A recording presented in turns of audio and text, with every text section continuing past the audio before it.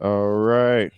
What up? What up? What up? What up? What's going on? Welcome back to another edition of the Bad Podcast. Brad and Dawain in the building. Brad, what we got going on today, brother?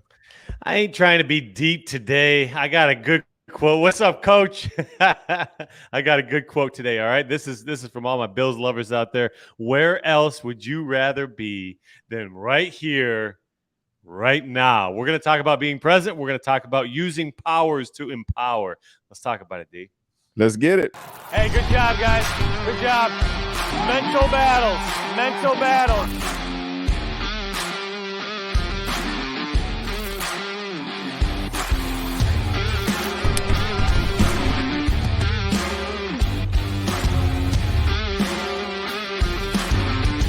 Hey man, each man for life, baby.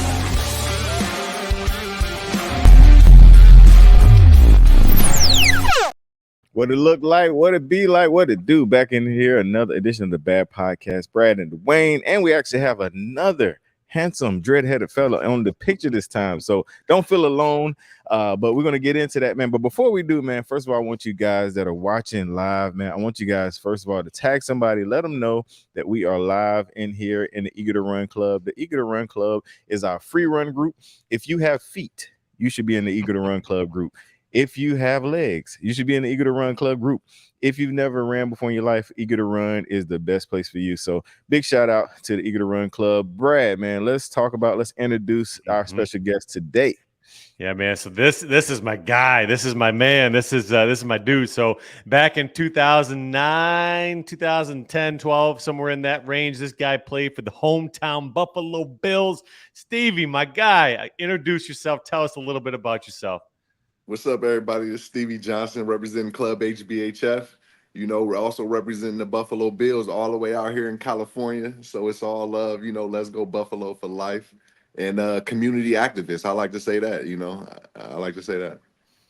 Excellent, man. So we're going to talk about a handful of things today, and the reason that we have you on here today is because a friend of mine, a mutual friend of ours, Brent Lupo, kind of introduced us, and you're doing a lot of really cool things with kids, man. Can you tell us a little bit about what you do with kids? Yeah, so I'll take it to the main ignition, like the main priority of dealing with them is just to give them a better opportunity, to give them a better opportunity, either give them a vision.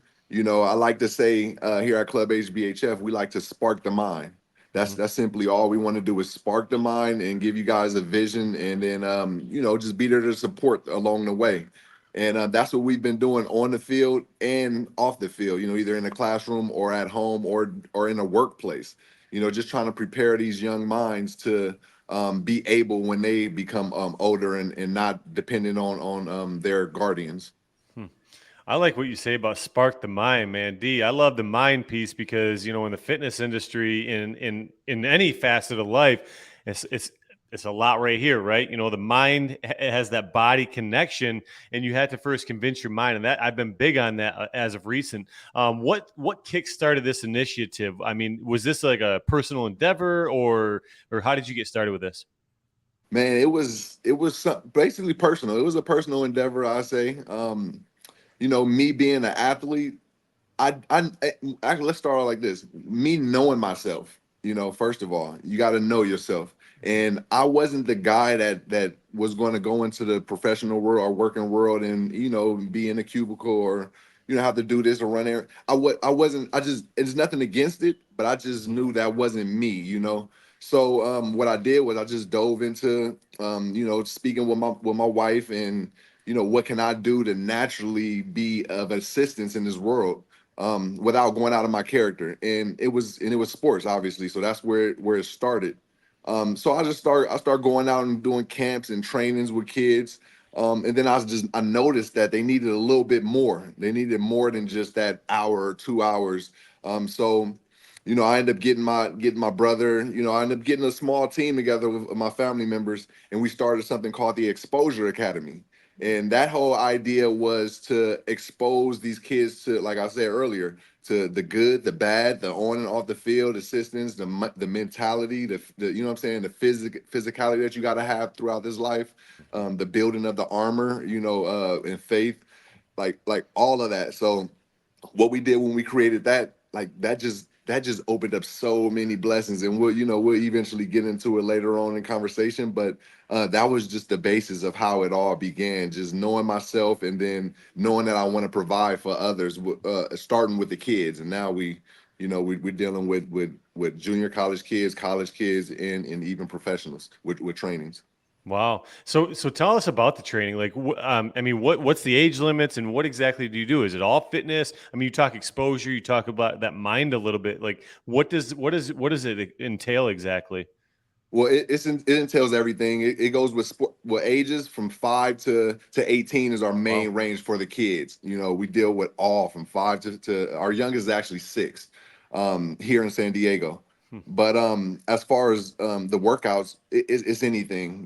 Whether it's geared towards that kid's sport, or just doing regular fundamental workouts. We know how important that is, keeping these ligaments together, and all things happened and came about through feelings that I had. If I felt like my knee was, I had plenty knee surgeries. There's adults that don't play sports, but they have had knee injuries and things like that also. So I understand how important it is to do even little work. So that's where like our older community will come in, like the guys that's not playing sports.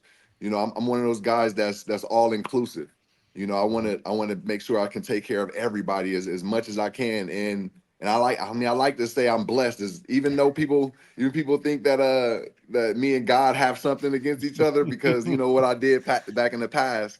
But I like to say I'm super blessed, man, because like things have happened, like connecting with Brenna, that I didn't expect to happen. Connecting with you guys on the back podcast, I Mhm. didn't expect to be here, but through these connections and actually being out there and doing things, put me in these positions. So I like to say that I'm blessed to do what I'm doing.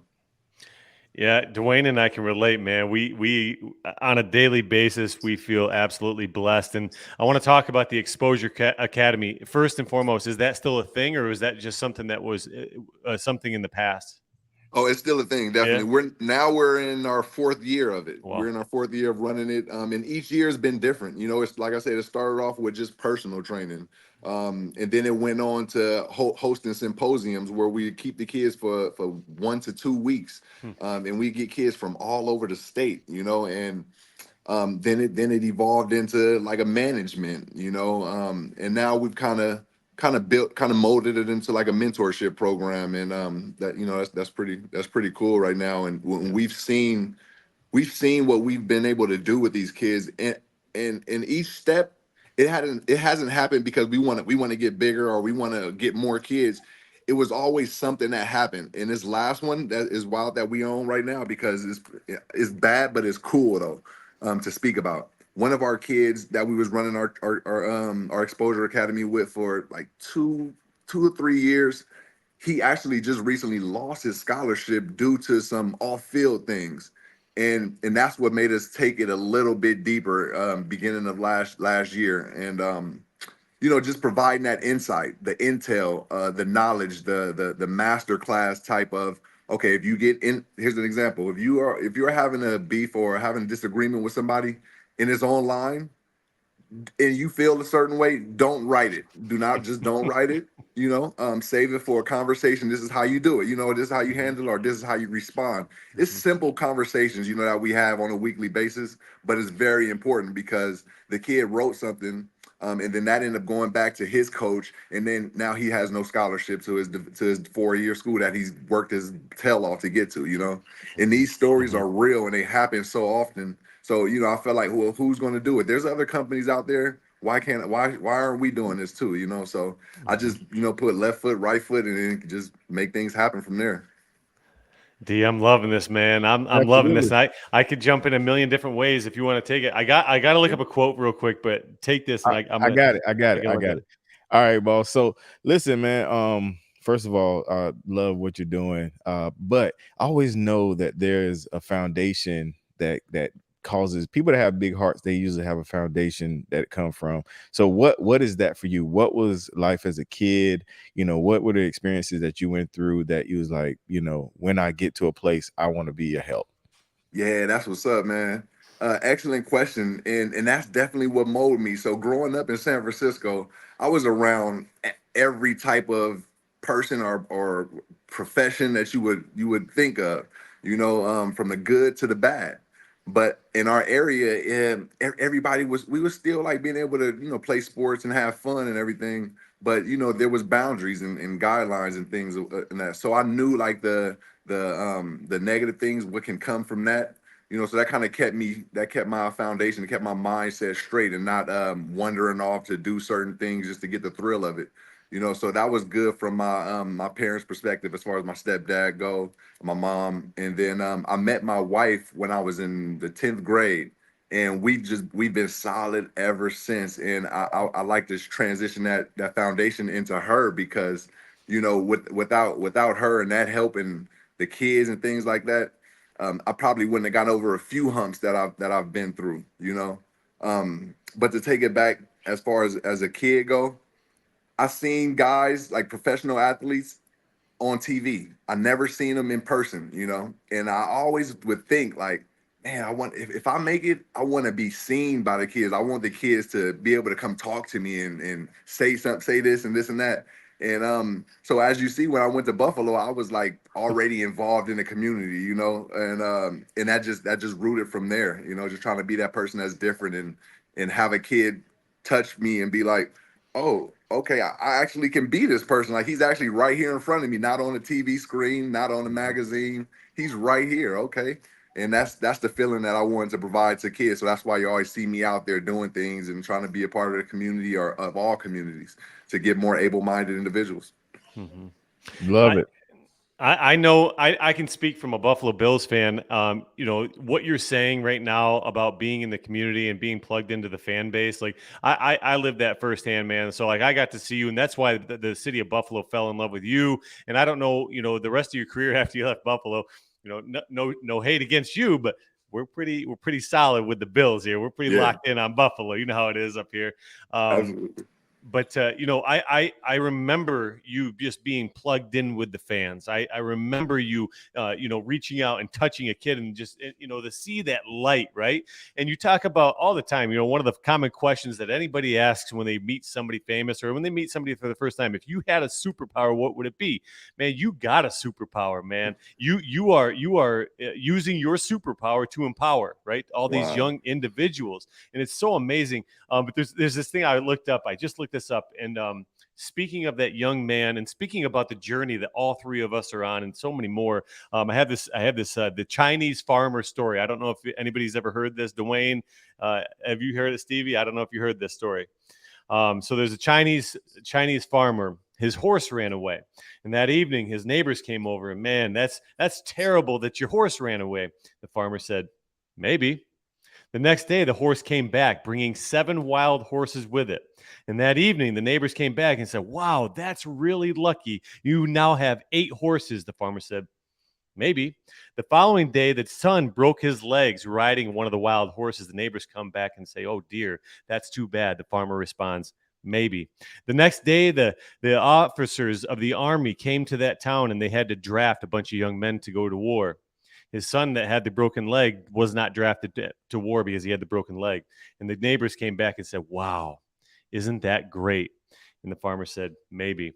And that's just a life in a nutshell right there, because the trials and tribulations that you deal with on a daily basis, whether you fall or rise, man, you maybe, right, you don't Yeah, know what the next thing's going to be. And so to that yeah. young man that you are coaching, man, maybe that was a bad thing, and you learn from those things. Yes, You learn. that's amazing. That's heavy right there. I really love that, and that's excellent. That is life in a nutshell. Mhm. Some good things happen. It may be good, but who knows? If bad things happen, you might think it's the end of the world. Maybe, maybe not though. Right. And you gotta that spark. You gotta keep that spark and that humbleness. Yeah. It's wild because I've never. Hey, I'll take it back to a humble time when I missed that pass in Pittsburgh. That was the first time that I ever made a mistake or not made a play. Um, I never had that happen in high school, junior college, Pop Warner, none of that. And then it happened on the stage, on the biggest stage. I felt like, and I was like, why is this happening? I was so devastated because I thought that was it. I didn't have the farmer's mentality at the time. I was just like, oh, a bad thing happened. Oh, they're going to get rid of me. I was just done. I didn't have that. Okay, maybe it's something else for me. And I realized well, I didn't have to realize it. The Bills Mafia ended up blowing up, and then that Let's was go. the big thing that came from it. So it's like, yeah, it was bad on me, maybe, but look what happened out of it, though. We had a great community. Our community came together greatly and strong, and the Mafia would just took over worldwide after that. You know, all out of support and love from a situation that happened that wasn't so good. You know, so yeah, that's a heavy one right there. I love that. Maybe. And Hmm. Stevie, I just I can't even express how excited I am to have you on here, and more than just being a fan of watching you play and all that stuff, but tying back into what you did for the YMCA and tying back to what you did for all the kids, and what's next for Stevie Johnson in the grand scheme, in the big picture. What's next for you? I guess continue to create, continue to create for people, not even just kids. Just we have an interactive game called Red Zone Football that we're trying to get all kids involved in. Me being a football player, I understand that everybody doesn't have that football mindset. So what my partners and I, Greg, Andy, and PJ, at Red Zone, what we did was created a game similar to Gladiator football, and it doesn't require kids to be so detailed in the downs systems and things like that. It's just go Mhm. out, get a ball, and have fun, getting people active. So that's one thing that we're on. I spoke on the Exposure Academy. Man, I love dogs. Like I got my girl Stella right here. Stella, Hey. Hey. got my girl Stella. Yeah, like we just try to do it all. Coloring books, children books. Um, Yeah, I mean, I do it all, and I don't do it for recognition. I just do it because this is life. My kids love it, so okay, let me do more of it. Let me try to get more kids involved. So yeah, I mean, it's just continuously creating. And like you said, you never know what's happening next, or what the next thing is for. But it's hard for me to sit down still and just not do anything, and I feel like I need to do some kind of help or some type of assistance to something. Mhm.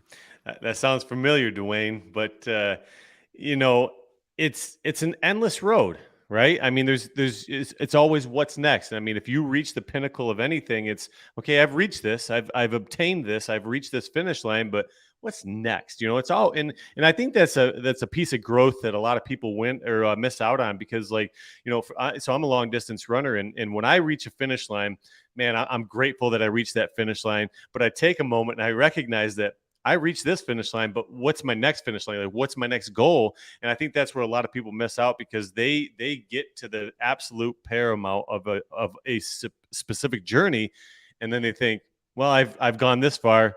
Time to go on cruise control, so to speak. Yeah. And I think that's where a lot of kids and a lot of our demographic miss out. So just speaking to the young people that watch this podcast, and I was a teacher for 10 years, so I have a lot of kids that watch this podcast, a lot of former students. Speaking to the young people of the listeners, what advice would you give them in the sense of growth in general? Yeah, so I would say go off of my motto, and then you'll have to learn it. So handle biz, have fun is our club. If you just break that down to handle your business, however it is, however you handle your business, positive and progressively, do that first before you have any type of fun, and that will provide, it will just create a life balance that you will be able to take with you throughout the years. Because I can say so many things. Hey, do this, do that, like as far as clean up your room, make your bed, or do your homework, or go to stretch, and just handle your business, whatever business that needs to be handled. You know what it is personally. Okay, so just handle it. If you need help, communicate. That's one thing that we have you on also with Exposure Academy. Learning how to communicate, whether if you don't know how, try to, or ask someone for help, but handle that business. That's a part of the business, handling that. And then the fun, you gotta have your fun, whether that's just relaxing, either playing a game or going out for a run, reading a book, anything, have that fun and then repeat. Get back to the business again, and that's what I like to tell all of everyone around me, I like this. I like to shout out running. Running is huge. I didn't know it was as big as it was until I met my co-author, and he told me he's an avid runner, and I'm like, oh, I didn't know you. I didn't know you ran. He met me in a bar, And he's like, yo, I wrote this book about you. So I ended up fast forward that story. And he's telling me, like, I'm telling him ideas, he telling me ideas, and he's like, I gotta go for a run. That the run, like, yeah, I'm like thinking, like, you going for a run and get thoughts. And then so I tried it, I want to try it and see what he's feeling. And it was a different energy in which I know that you guys you can understand and attest to this.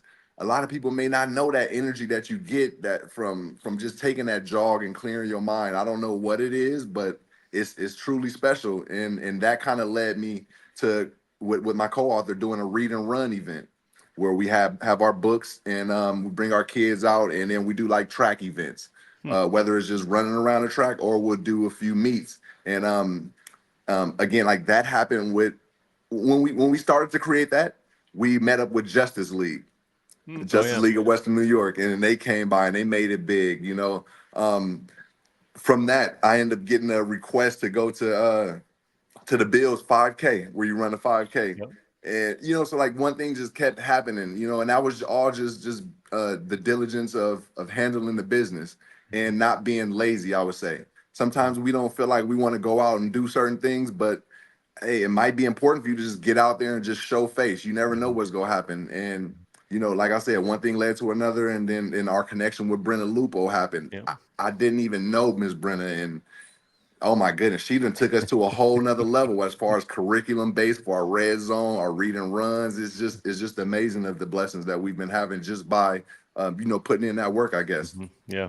Handling your biz, man. Handling the biz, yeah. And having a little fun. Hey man, I'd love to hear more about your read and run. So we'll take that offline a little bit. But I want to hear more about that. Because I mean, Dawain knows I'm heavily tied in with the kids, heavily tied in with running. Got a big demographic as far as followers. And so I'd love to hear more about that. But we'll take it offline for that. D, what do you got, man? What do you got?